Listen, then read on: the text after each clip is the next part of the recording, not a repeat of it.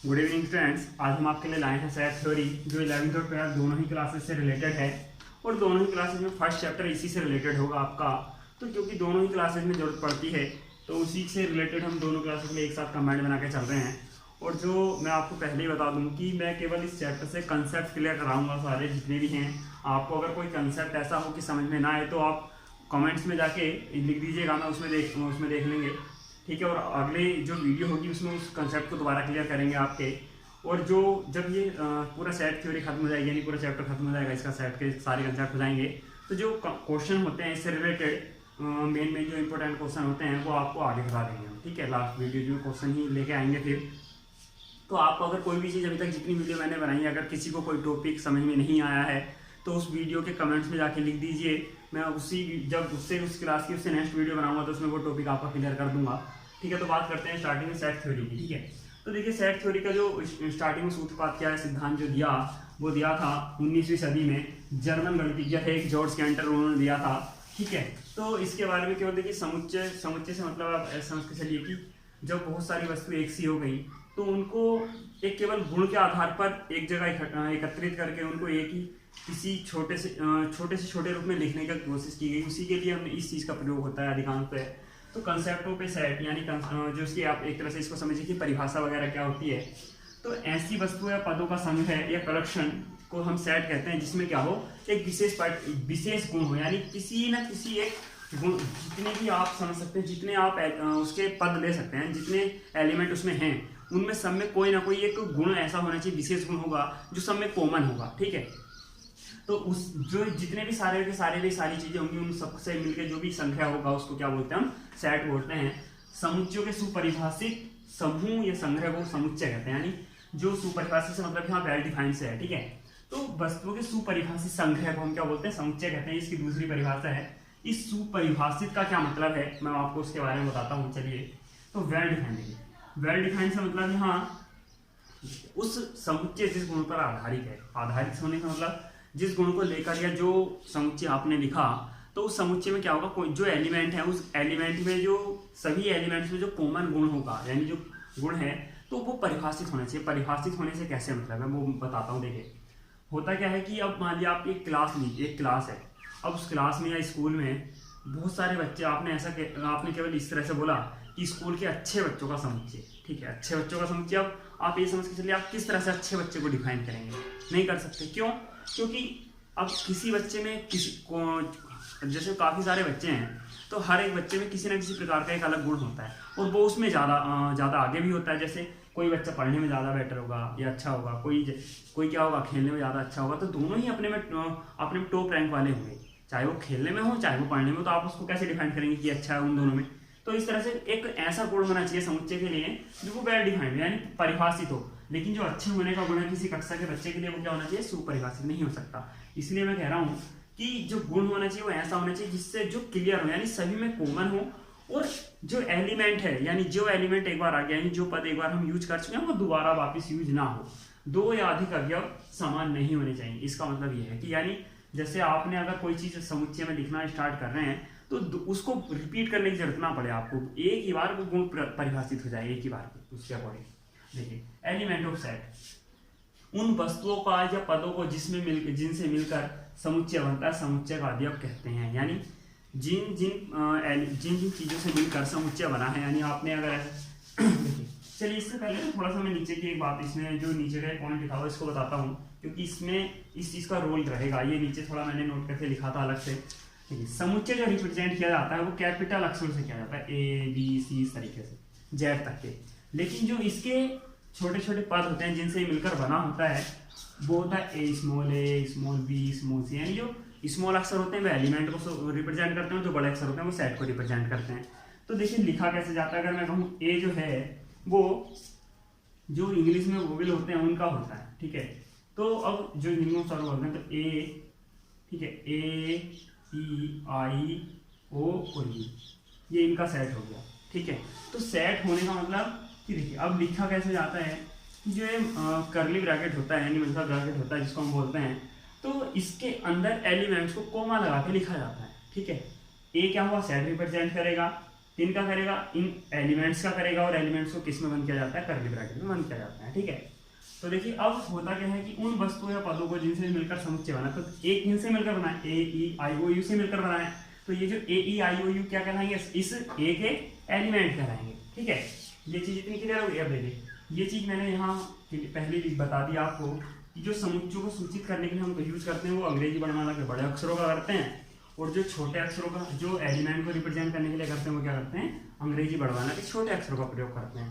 ठीक है, दूसरी चीज देखिए, अब इसमें क्या है कि जैसे मैंने यहाँ एलिमेंट लिखा है ए, वो सेट लिखा है ए, इसमें ए ई आई ओ यू लिखे हुए हैं, तो ए अगर मैं उस तरह से ना लिखूँ, मैं लिखूँ ई पहले लिख दूँ, यू लिख दूँ, फिर ओ लिख दूँ, आई लिख दूँ, ए लिख दूँ, तो देखिए सेट ए ये भी और ये भी दोनों के दोनों सेम है। क्यों? सेम एलिमेंट है। देखिए ए यहाँ भी है, यहाँ भी है, ई यहाँ भी है, यहाँ भी है, आई है, ओ है, यू है, यानी इसमें कोई किसी भी तरह का डिफरेंट नहीं है। तो यहाँ जो एलिमेंट लिखे जाते हैं उनमें कोई भी क्रम का महत्व नहीं होता। ठीक है, ये बात मैंने यहाँ लिखी दी, समुच्चय में अवयवों का क्रम का महत्व नहीं होता, यानी समुच्चय को जो इसके एलिमेंट होते हैं आप उनको किसी भी क्रम में लिख सकते हैं, कोई क्रम का महत्व नहीं होता। ठीक है, आगे समुच्चय में किसी भी अवयव को एक से अधिक बार नहीं लिख सकते। जैसे आप कोई एक एप्पल होता लिखा हुआ APPLE, सबको स्पेलिंग भी याद होगी। अगर इसके एप्पल जिससे मिलकर बनता है उसके अगर इनके जो एलिमेंट हैं ये APLE, इनका अगर समुच्चय बनाने लगे तो आप बनाओगे A कर्ली ब्रैकेट APL और E। क्यों? क्योंकि देखिए यहाँ P डबल बार है लेकिन लिखा केवल एक बार जाता है, यानी एक दो एलिमेंट जो होते हैं वो केवल सिंगल बार लिखे जाते हैं। अगर दो एलिमेंट है तब भी वो एक ही बार लिखा जाएगा। तो यानी जो हम समुच्चय बनाते हुए जब समुच्चय लिखते हैं तो उसमें एलिमेंट्स को जो लिखा जाता है केवल एक बार लिखा जाता है, एलिमेंट को रिपीट नहीं किया जाता। ठीक है, ये लिखने का तरीका होता है। अब आगे देखिए, आगे ये आपको NZQ RC और WT लिखे हुए हैं। ये क्या होता है कि जैसे फिक्स होते हैं कि अगर कहीं लिखा हुआ हो, देखिए जैसे मैं यहाँ इस तरह से लिख दूँ कि यहाँ जो सेट है हमारे पास ए, उस सेट का एलिमेंट कोई x है।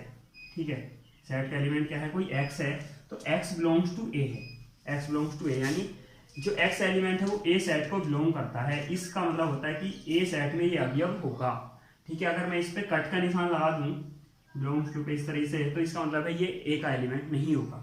ठीक, लेकिन देखिए अब यहाँ अगर मैं यहाँ a की जगह लिख दूं कैपिटल N, तो इसका मतलब है कि जो x है वो किसका एलिमेंट है, प्राकृतिक संख्याओं के समुच्चय का एलिमेंट है।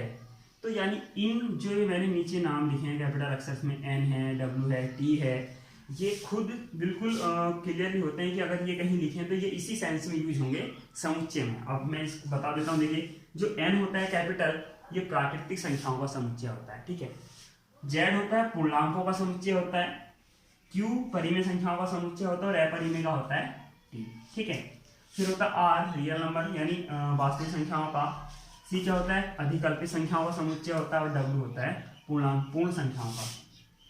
Natural number, integers, rational number, real number, imagery जो नंबर होते हैं, होल नंबर और इरेशनल नंबर। ठीक है, तो ये इनके क्या समुच्चय हुए, या ये फिक्स होते हैं कि हाँ अगर कहीं इस तरह से लिखा हो, यहाँ मैं लिख दूँ अगर x बिलोंग्स टू R लिख दूँ तो इसका मतलब है ये रियल नंबर ऑफ सेट को रिप्रेजेंट करेगा, यानी रियल नंबर ऑफ सेट का एलिमेंट है कौन। तो आपको अभी बता रहे थे, हम बात कर रहे थे कि सेट कैसे रिप्रेजेंट किया जाता है, एलिमेंट क्या होते हैं। उसी से आगे देखिए कि रिप्रेजेंटेशन ऑफ सेट, तो जो समुच्चय होता है, जो सेट है, वो कैसे लिखा जाए या कैसे प्रदर्शित किया जाए उसके बारे में बताते हैं। तो समुच्चय जो निर्माण होता है, यानी जो सेट को रिप्रेजेंट किया जाता है, वो दो मेथड से किया जाता है। ठीक है, दो विधि होती है, कौन कौन सी होती है, टेबुलर विधि होती है, रोस्टर विधि होती है।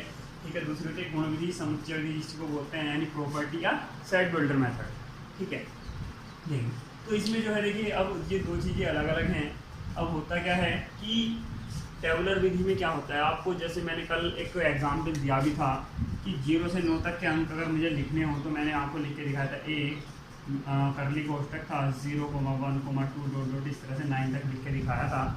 तो ये जो मेथड होता है कि जो एलिमेंट होते हैं सेट के, उन सेट के बीच में कोमा लगा के और कर्ली ब्रैकेट के अंदर लिखना, यही टेबुलर विधि है। तो इसके बारे में थोड़ा देखिए मैं लिखा हुआ इसको बता देता हूँ कि इस विधि में समुच्चय के सभी एलिमेंट्स को मंझले कोष्ठक यानी कर्ली ब्रैकेट के भीतर लिखकर समुच्चय का निरूपण करते हैं तथा अवयव के बीच कोमा लगाते हैं। अवयव के बीच कोमा लगाते हैं मतलब ये जो हम बीच में इस तरह से लगाते चले जाते हैं उस चीज़ को। तो अब देखिए एग्जाम्पल ले रखा है, 0 से 9 तक के अंकों का समुच्चय ये इस प्रकार लिखा जाएगा। यदि अगर जो सेट है वो इस तरह का है कि 0 से 9 तक के अंक उसमें लिए गए हैं, तो जो सेट है हमारा ए वो कैसे लिखा जाएगा, जब क्या होगा तो होगा a इज इक्वल टू 0, जो मैंने वहाँ लिखा कर्ली ब्रैकेट 0, 1, 2, 3, 4, 5, 6, 7, 8 और 9 को कर्ली ब्रैकेट 1। तो ये आपका टेबुलर विधि है। आप इसमें किसी भी तरह की चीज़ों को लिख सकते हैं। जैसे अब मैं कहने लगूँ कि 1 से लेकर और 10 तक की अभाज्य संख्याओं का समुच्चय है, तो 1 से लेकर 10 तक की अभाज्य संख्याएं का समुच्चय अगर आप लिखोगे तो अभाज्य संख्याएं कौन सी होती है, 2 है, 3 है, 5 है, 7 है, ठीक है। ये क्या होंगी 1 से 10 तक की अभाज्य संख्याएं होंगी। तो आप इसको ये वाला मेथड भी क्या है, टेबुलर मेथड है, ठीक।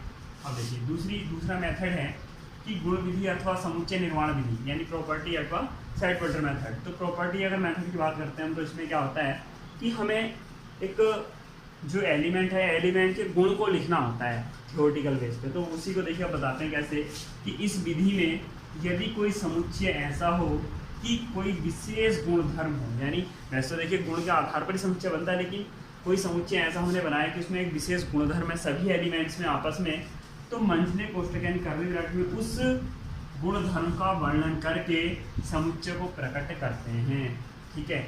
ये वाली तो दोबारा वैसे रिपीट हो रहा है। सामान्यतः समुच्चय को सूचित करने के लिए जैसे मैंने कल बताया था कि बड़े अक्षरों को और जो एलिमेंट्स को निरूपित करते हैं वो स्मॉल अक्षरों से करते हैं।